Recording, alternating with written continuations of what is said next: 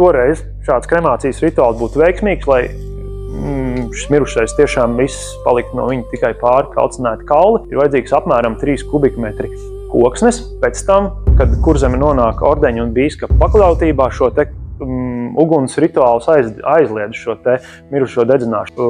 Gan bīskaps, gan ordenis, un pieder zemes Kurzemē, šo te visu aizliedz. Zināmākā agrējā dzelzs laikmetā ir Rucavas Maskatužu kapulauks, kur ir jau abedīti kurši vai to priekšteči.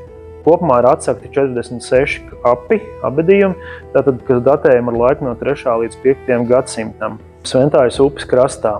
Mirušie ir abedīti gan kremēti, tātad sadedzināti pēc nāves, gan arī sadedzināti.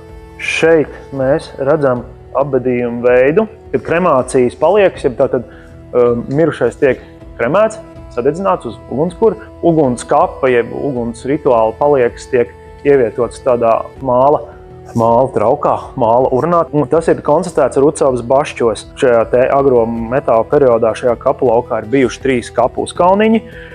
Viens no tiem, kā mēs redzam, ir nofotografēts, viens no tiem ir bijis apjosts ar akmens riņķi.